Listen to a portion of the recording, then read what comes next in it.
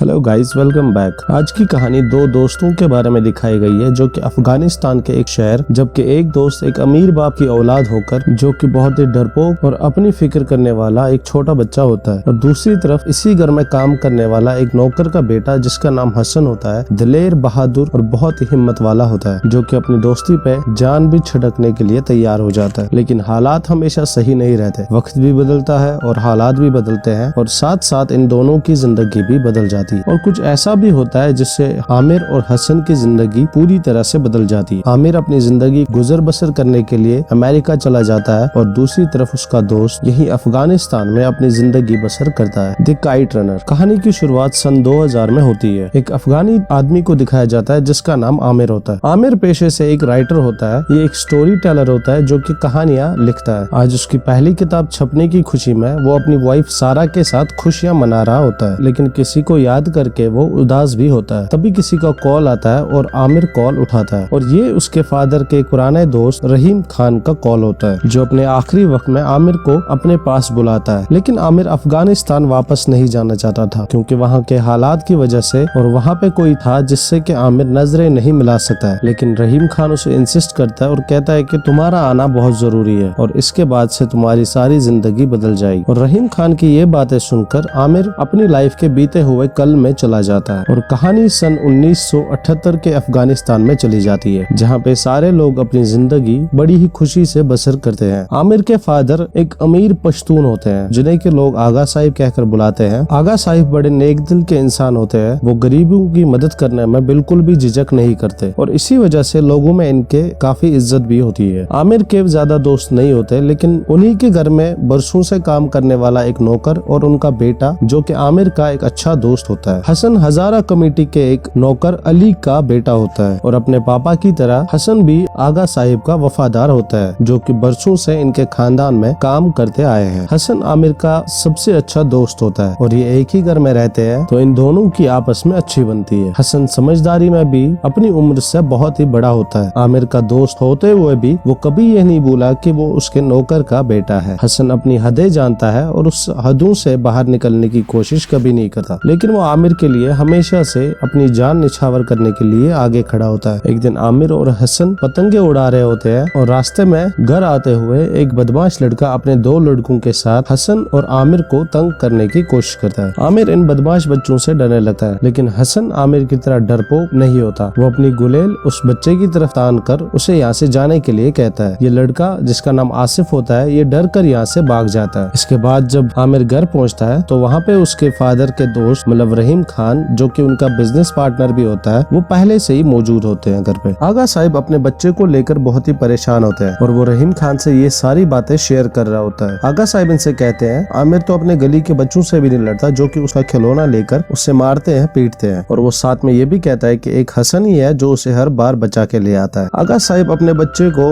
अपनी तरह बनाना चाहते थे, दूसरों की मदद करने के लिए, दूसरों की परेशानियां दूर करने के लिए। जो बच्चा अपनी हिफाजत नहीं कर सकता, वो दूसरों की परेशानियों को क्या दूर करेगा। ऊपर सीढ़ियों पे खड़ा आमिर ये सारी बातें सुन रहा होता है, और वो इन बातों से बहुत ही नाराज होकर अपने कमरे में चला जाता है। रहीम खान ये देख लेता है कि आमिर ने ये सारी बातें सुन ली है, और वो आमिर के रूम में आमिर से बात करने के लिए चला जाता है। वहाँ उनसे आमिर कहता है कि बाबा मुझे पसंद नहीं करते, क्योंकि पैदा होते ही मैंने अपनी मम्मी को मार दिया था, और मैं बाकी बच्चों की तरह भी नहीं हूँ, और इसीलिए आगा साहिब उनसे नफरत करते हैं। तो रहीम खान इनसे कहता है कि ऐसा बिल्कुल भी नहीं है, तुम्हारे बाबा तुम्हारे लिए वक्त आने पर जान भी दे सकते हैं। इसके बाद रहीम खान उसका ध्यान भटकाने के लिए उससे पूछते हैं कि तुम क्या लिख रहे हो, और जब उसे पता चलता है कि आमिर कहानी लिख रहा है, तो वो उससे उसकी कहानियों की किताब लेता है और कहता है मैं इसे पढ़ के वापस कर दूंगा। और कुछ दिन बाद खत लिखकर आमिर को उन कहानियों के बारे में बहुत ही तारीफ कर देता है, जिससे कि आमिर बहुत ही खुश होता है, और अपने दोस्त हसन को भी ये सब बातें सुना रहा होता है। हसन को पढ़ना लिखना नहीं आता, लेकिन उसे कहानियों में, खास तौर पर आमिर की कहानियों में बहुत ही दिलचस्पी होती है। तो हसन उससे कहता है कि इस कहानी में तुमने क्या लिखा था। तो आमिर बताता है कि ये एक आदमी के बारे में है जिसे एक मैजिक कप मिल जाता है, और उसे पता चल जाता है कि अगर इस कप में इसके आंसू गिर गए तो इसके आंसू मोतियों में बदल जाते हैं। और ये आदमी बहुत ही गरीब होता है, और इस कहानी के अंत में वो आदमी इन्हीं मोतियों के पहाड़ पे बैठा होता है, और इसके हाथ में एक चाकू भी होता है, और उसके बाजू में उसकी बीवी भी होती है। तो हसन कहता है कि क्या इसने अपनी बीवी को मार दिया है। तो आमिर कहता है कि हाँ। तो आमिर कहता है कि उसने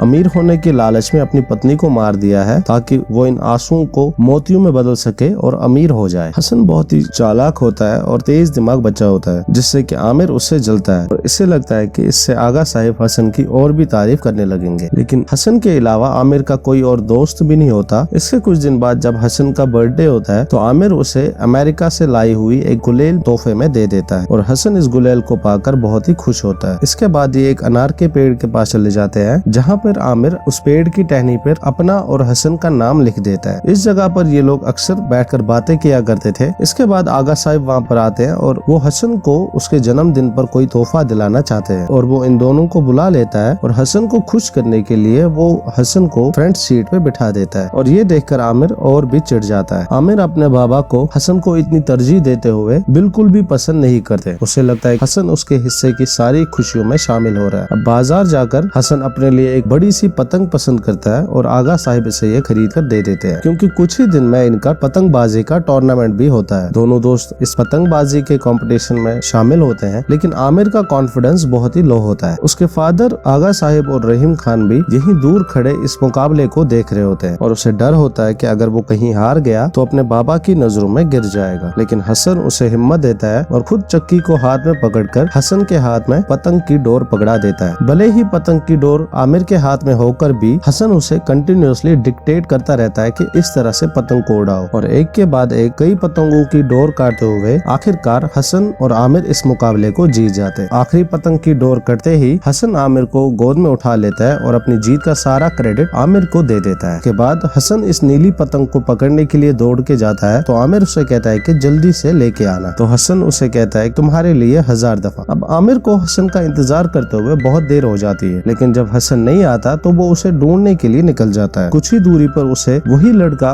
नजर आता है जिसका नाम आसिफ होता है और उसके 2 दोस्त भी होते हैं जिन लोगों ने हसन को घेरा होता है। आसिफ हसन से कह रहा होता है कि हम तुम्हें कुछ नहीं करेंगे, बस ये पतंग यहीं पे छोड़ के चले जाओ। लेकिन हसन उसे पतंग देने से मना कर देता है और कहता है कि ये मेरे दोस्त की जीत की निशानी है और ये कहकर हसन उन्हें मारने के लिए अपने हाथ में पतंग उठाता है, लेकिन आसिफ उसे पकड़कर दबोच लेता है और ये तीनों मिलकर उसकी खूब पिटाई करते हैं। यही पास में खड़ा चुपके चुपके से आमिर ये सब देख रहा होता है। इसके बाद आसिफ कहता है कि अब इसे सबक सिखाना ही पड़ेगा और वो जबरदस्ती उसके साथ ज्यादती भी करता है। और ये सब देखने के बाद भी आमिर हसन को बचाने के लिए जरा सा भी हिम्मत नहीं दिखाता, बल्कि वो डर कर यहाँ से दूर भाग जाता है। इसके बाद जब आसिफ और उसके दोस्त हसन को छोड़कर यहाँ से भाग जाते हैं तो हसन लंगड़ाता हुआ बाहर आता है। तो बाहर आमिर उसे देखता है तो हसन उसे वो पतंग थमा देता है, लेकिन उसे अपने साथ हुई ज्यादती के बारे में कुछ नहीं बताता। हसन लंगड़ाता हुआ इसी हाल में घर चला जाता है और आमिर भी उसके सामने बिल्कुल अनजान बनने का नाटक करता है। इसके बाद कई दिन तक हसन आमिर से मिलने के लिए नहीं आता। आमिर जब अली से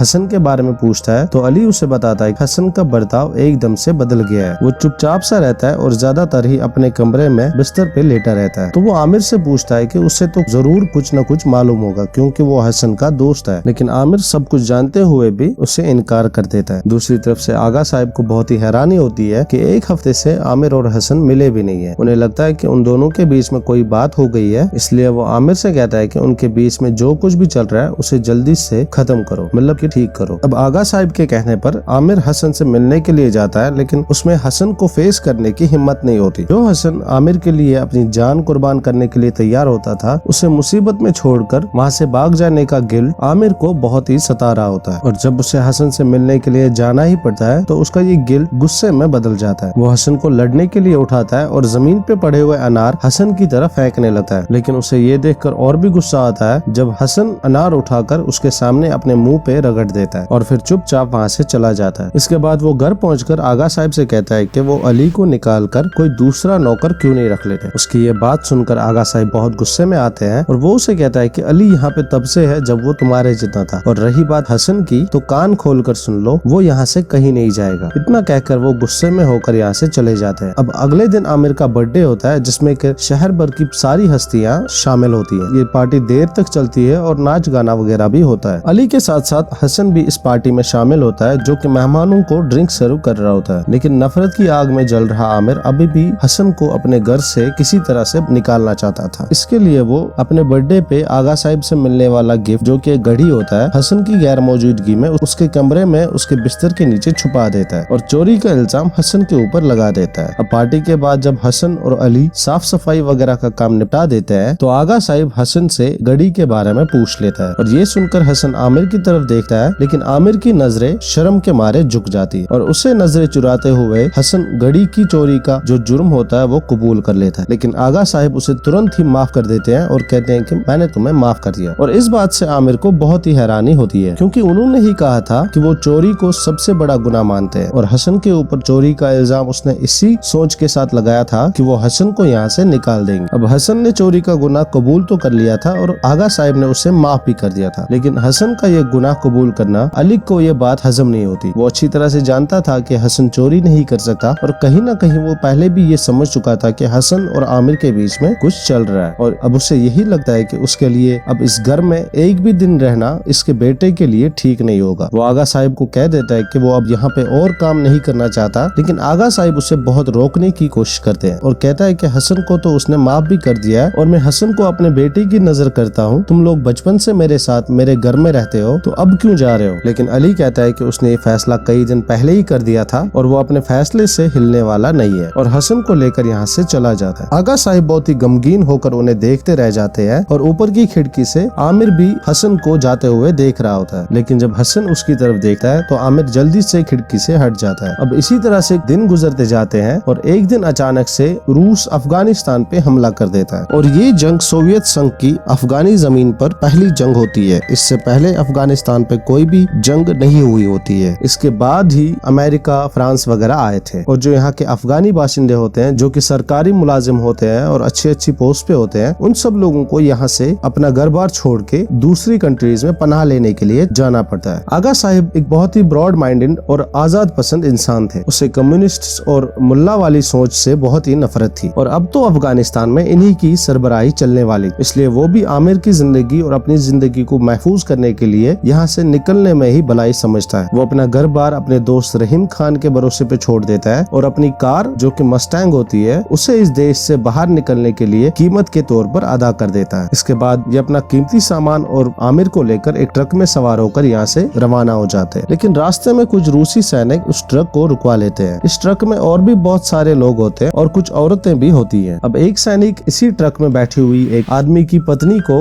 अपने टेंट में ले जाने की बात करता है, लेकिन आगा साहिब इस बात का विरोध करते हैं और उसकी बंदूक के सामने सीना तान कर खड़े हो जाते हैं और कहते हैं कि तुम लोग बंदूक के जोर पर हमें मार तो सकते हो, लेकिन बंदूक के जोर पर हमारी इज्जत छीन नहीं सकते। ये देखकर आमिर डर जाता है और उनका हाथ पकड़कर उन्हें बैठने के लिए बोलता है, लेकिन वो आमिर को चुपचाप बैठने के लिए कहते हैं और कहते हैं कि क्या मैंने तुम्हें इसी बात की तरबियत दी है। और आमिर को हसन की याद आ जाती है जो कि आगा साहिब की तरह ही बहुत ही दिलेर और बहुत ही बहादुर इंसान होते हैं। इसके बाद एक बड़ा रूसी ऑफिसर आता है जो कि आगा साहिब की इज्जत करते हुए अपने सैनिक को पीछे हटने का ऑर्डर देता है और इस ट्रक को यहाँ से जाने देता है। इसके बाद ये एक स्टॉप पे पहुँचते हैं। अब इन्हें दूसरी ट्रक में चढ़ना होता है, लेकिन चढ़ते समय आगा साहिब अपने वतन की कुछ मिट्टी उठाकर अपने पास अमानत के तौर पर रख लेते हैं और फिर पाकिस्तान से होते हुए अमेरिका की तरफ निकल जाते हैं। एक अमीर और बहादुर आगा साहिब अब अमेरिका के किसी शहर में एक सिंपल सी जिंदगी गुजार रहे हैं और वक्त के साथ साथ आगे बढ़ते हुए अपना एक सर्विस स्टेशन शुरू कर देते हैं और इसी तरह से 10 साल गुजर जाते हैं और आमिर एक लोकल कम्युनिटी कॉलेज से ग्रेजुएट हो जाता है और आगा साहब उसकी शादी एक अफगानी दोस्त की बेटी के साथ करा देता है। ये दोनों एक दूसरे को पसंद करते हैं, लेकिन धीरे धीरे आगा साहिब की तबीयत खराब होती जा रही और एक रात को वो अपने बेटे और अपनी बहू को एक आखिरी निगाह से देखता है और अपने वतन की मिट्टी जो उसने साथ लाई होती है उसको चूमकर हमेशा के लिए मौत की आगोश में सो जाते हैं। और यहाँ से कहानी वापस लौट के आती है और रहीम खान उसे कहते हैं कि वो अभी पाकिस्तान में है और ये सुनकर आमिर फोन रख देता है और वो अब पाकिस्तान जाने की तैयारी करता है और अपनी बीवी से इस चीज के बारे में बता देता है, क्योंकि एक रहीम खान ही होता है जो कि उसको समझते और उसकी कहानियों की तारीफ करता था और उनका कहना वो कैसे टाल सकता है। और इसके बाद वो उससे मिलने के लिए पाकिस्तान चला जाता है और सालों बाद एक दूसरे को देखकर बहुत ही इमोशनल हो जाते हैं। इसके बाद रहीम खान उन्हें बताता है कि तुम्हारे घर से निकलने के बाद मैंने तुम्हारे घर की देखभाल के लिए बहुत सारे नौकर लगा दिए थे, लेकिन ज्यादातर उनमें से चोर और आलसी होते थे, इसलिए कुछ साल पहले मैं हसन और उसकी बीवी को अफगानिस्तान फिर से लेके गया और उन्होंने तुम्हारे उस वीरान पड़े घर को एक बार फिर से आबाद कर दिया था। सब कुछ ठीक चल रहा था, हसन कमाता था और उसकी बीवी जिसका नाम सुरैया था वो पकाती थी और उसका बच्चा भी था। बड़े ही अच्छे से उनकी जिंदगी गुजर रही, लेकिन इलाज के लिए मुझे एक बार फिर से पाकिस्तान वापस आना पड़ा और मेरे पीछे एक दिन घर में तालिबानी घुस गए थे और जबकि उनकी नजर में ये मकान एक देशद्रोही का था, इसलिए उन्होंने हसन और उसकी फैमिली को उस घर से चले जाने को कह दिया, लेकिन हसन ने ये बात मानने से इनकार कर दिया और कह दिया कि ये घर उसकी जिम्मेवारी पर है, तो वो ये घर छोड़कर नहीं जाएगा। और जब वो नहीं माना तो तालिबानियों ने उसे बीच चौराहे पर लाकर पीछे से उसके सर पे गोली चलाकर उसकी हत्या कर दी और उसके बाद उसकी पत्नी को भी गोली चलाकर उसे मार डाला। हसन की मौत की खबर सुनते हुए आमिर को बहुत ही दुख होता है और वो यकीन नहीं कर पाता और वो रहीम खान से उसके बेटे के बारे में पूछ लेता है। तो रहीम खान उसे काबुल के एक यतीम खाने का पता बता देते हैं और कहते हैं कि अब तुम्हें उसके बेटे को लाने के लिए अफगानिस्तान जाना पड़ेगा। हसन के बेटे का नाम सोहराब होता है, लेकिन आमिर तालिबानियों के बीच में जाकर अपनी जिंदगी को जोखिम में नहीं डालना चाहता और वो कहता है कि वो पैसे देकर किसी और को वहाँ जाने के लिए बोलता है। लेकिन रहीम खान कहते हैं कि अगर बात पैसों की होती तो वो कब का ये सब कर चुके होते और अब वो उसे हसन से जुड़ा एक ऐसा राज बता देते हैं जिसके बारे में आमिर ने अपने ख्वाब में भी नहीं सोचा होता। वो कहते हैं कि हसन तुम्हारा भाई था और उसकी रगों में भी आगा साहिब का खून दौड़ता था। आमिर ये सुनकर बिल्कुल हैरान रह जाता है, उसे इस बात पे यकीन नहीं होता। रहीम खान उसे अब बताने लगते हैं कि उनका नौकर जिसका नाम अली था वो अपनी पहली पत्नी को माँ बनने का सुख नहीं दे पाया था और इसलिए 5 साल बाद वो उसे छोड़कर चली गई थी, लेकिन दूसरे पति से उसे 3 बच्चे पैदा हुए। इसका मतलब अली बच्चे पैदा नहीं कर सका, लेकिन फिर उसने दूसरी शादी कर ली और जिससे कि हसन पैदा हुआ और इसका मतलब साफ है कि हसन अली का बेटा नहीं बल्कि आगा साहिब की औलाद है। लेकिन लोगों में अपनी इज्जत की वजह से ये बात वो किसी से नहीं कह सके। आमिर को ये बात कबूल करनी पड़ती है और उसे सब समझ में आता है कि उसके बाबा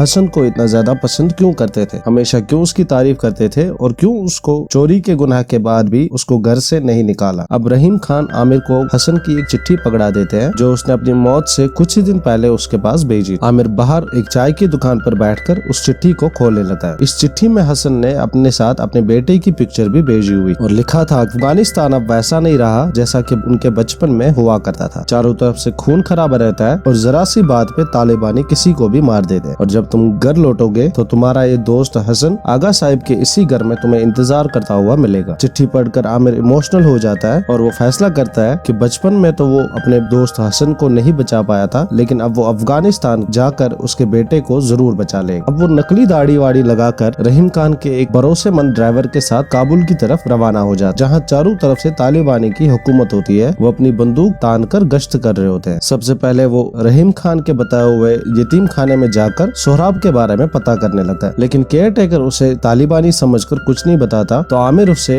हसन और उसके बेटे की पिक्चर दिखा देता है और कहता है कि वो हसन का भाई है और वो सोहराब को अपने साथ अमेरिका ले जाने के लिए यहाँ पे आया है। इस पर केयर टेकर इन्हें बताता है कि पिछले हफ्ते ही एक तालिबानी लीडर सोहराब को बड़ी ही जबरदस्ती से यहाँ से लेकर चला गया था। तो आमिर पूछते है कि वो तालिबानी कहाँ मिलेगा, तो वो केयर टेकर उसे एक स्टेडियम का पता देते हैं और कहता है कि कल वो उस स्टेडियम में स्पीच देने के लिए आएगा। ये सोचकर आमिर स्टेडियम की तरफ निकल जाता है, लेकिन रास्ते में उसका घर पड़ता है तो वो रुककर अपने घर के अंदर चला जाता है। वहाँ के दरो दीवार देखकर वो बहुत ही इमोशनल हो जाता है। ये घर एकदम से वीरान पड़ा होता है और यहाँ पे तालिबानियों ने सब कुछ तहस नहस किया होता है। वो उस अनार के पेड़ के पास भी जाता है जहाँ पर वो हसन के साथ बैठकर बातें किया करता था और पेड़ की उस डाल पर हसन और आमिर का नाम आज तक गुदा हुआ होता है। इसके बाद वो ठीक वक्त पर स्टेडियम पहुँच जाता है जहाँ पर एक चश्मा और सफेद कपड़े पहने हुए एक आदमी आ जाता है। उसका साथी किसी बिजनेस डील के बहाने से उससे मिलने की इजाजत मांग लेता है और इसके बाद वो एक कमरे में बैठा हुआ सोहराब का इंतजार कर रहा होता है। तभी वो सफेद कपड़े वाला आदमी इसके सामने आकर इससे दाढ़ी मूछे हटवाने के लिए कहता है। ये सुनकर आमिर दंग रह जाता है और कहता है कि उसे उसने स्टेडियम में ही पहली नजर में ही पहचान लिया था, क्योंकि जिस चेहरे को वो एक बार देख ले उसे वो कभी नहीं भूलता। आमिर समझ जाता है कि वो पकड़ा गया है और अब वो भी उस तालिबानी को पहचान लेता है। दरअसल ये वही बदमाश लड़का आसिफ होता है जो कि बचपन में आमिर और हसन को तंग किया करता था और बचपन की दुश्मनी निकालने के लिए शायद हसन को इसने ही मरवाया होगा और बदला लेने के लिए उसके बेटे को उसने ही करवाया होता है। आसिफ अब सोहराब को वहाँ पे बुला लेता है जिसके पैरों में घुंघरू बांधे हुए होते हैं और वो म्यूजिक बजाकर सोहराब को नचाने लगता है। आमिर अब बहुत चिढ़ जाता है क्योंकि उसके बाबा इन हजारों लोगों की बहुत तरफदारी किया करते थे और हमेशा उनकी ढाल बनकर खड़े रहते थे, लेकिन अब वक्त बदल गया है और हुकूमत भी बदल गई। अब वो जो चाहे इनके साथ कर सकता है। ये देखकर आमिर से रहा नहीं जाता और वो कह देता है कि वो यहाँ पे सोहराब को लेने के लिए आया है। इस पर आसिफ उसका मजाक उड़ाते हुए कहता है कि मेरी मानो तो तुम फौरन यहाँ से चले जाओ जैसे तुम बचपन में किया करते थे। लेकिन आमिर जब कहता है कि वो सोहराब को लिए बगैर यहाँ से नहीं जाएगा तो आसिफ उसे बुरी तरह से मारने लगता है। आमिर को यूं पिटता हुआ देखकर अचानक से सोहराब खड़ा हो जाता है और एक टूटा हुआ घुंघरू उठाकर वो अपनी गुलेल में तान लेता है। ये गुलेल वही होती है जो कि आमिर ने बचपन में हसन को तोहफे के तौर पर दी होती है। आसिफ उसे धमकाता है लेकिन लेकिन सोहराब निशाना लगाकर उसकी आंख फोड़ देता है। ये देखकर आमिर सोहराब को लेकर खिड़की से यहाँ से भाग जाते हैं। बाहर रहीम खान का वही ड्राइवर खड़ा होता है जो कि सारे तालिबानियों को चकमा देते हुए उन्हें सरहद पार पाकिस्तान लेके आता है। लेकिन यहाँ आकर उन्हें पता लगता है कि रहीम खान की पिछली रात को ही मौत हो गई है। अब आमिर देखता है कि सोहराब बहुत डरा सहमा और चुपचाप सा रहता है, इसलिए उसे बात कर कर बता देता है कि वो कोई गैर नहीं बल्कि उसके बाबा हसन का भाई है, मतलब कि वो उसका अंकल होता है। ये सुनकर सोहराब उससे कहता है कि अच्छा हुआ कि उसके माँ बाप अभी जिंदा नहीं है, वरना जितनी गंदी हरकतें आसिफ उसके साथ करता था उसकी वजह से वो अपने माँ बाप से नजरें नहीं मिला सकता। आमिर उससे गले लगा कर कहता है कि अब उसे कोई छू भी नहीं सकता। बचपन में हसन को ना बचा पाने का जो गिल्ट आमिर के दिल में होता है वो उसके बेटे को बचाकर कुछ हद तक कम हो जाता है और वो अब उसे लेकर अमेरिका आ जाता है, जहाँ पर उसकी वाइफ सारा उसका एयरपोर्ट पे वेट कर रही होती है। आमिर ने सारा को भी अपने और हसन के बारे में बचपन की सारी कहानी सुनाई होती है, जिसे सुनकर वो बहुत ही इमोशनल हो जाती है। अब वो दोनों सोहराब को अपने औलाद के रूप में अपनाने का फैसला करते हैं, क्योंकि इन दोनों की भी कोई औलाद नहीं होती। ये 10 साल से कोशिश कर रहे होती, तो वो सोहराब को अपनाने का फैसला करते हैं और आमिर उससे वो सब कुछ देना चाहता है जो उसके भाई हसन को मिलना चाहिए। कुछ दिन बाद वो उसे अपने साथ पतंग उड़ाने के लिए ले जाता है। पतंग काटने के बाद खुद उसका काइट रनर बन जाता है, बिल्कुल वैसे ही जैसे उसका भाई हसन उसके लिए बना करता था। जैसे बचपन में हसन आमिर के लिए कटी पतंग को पकड़ने के लिए भागता था, इसी तरह से आज आमिर उसके बेटे के लिए कटी पतंग को पकड़ने के लिए भागता है और भागते हुए वही एक लाइन दोहराता है जो बचपन में हसन उसके लिए कहा करता था, तुम्हारे लिए 1000 दफा। इसी के साथ ये मूवी खत्म हो जाती है। ये मूवी एक नॉवल पे बेस्ड है जो कि अफगान अमेरिकन ऑथर खालिद हुसैन ने लिखी थी। ये किताब 2003 में पब्लिश हुई थी। इस कहानी की थीम एक फ्रेंडशिप पे बेस्ड है, जिसमें कि बिट्रेयल, गिल्ट, रिडेम्पशन, अनईजी। उम्मीद करते हैं आपको ये कहानी पसंद आई होगी। मिलते हैं अगली कहानी के साथ, तब तक के लिए खुदा।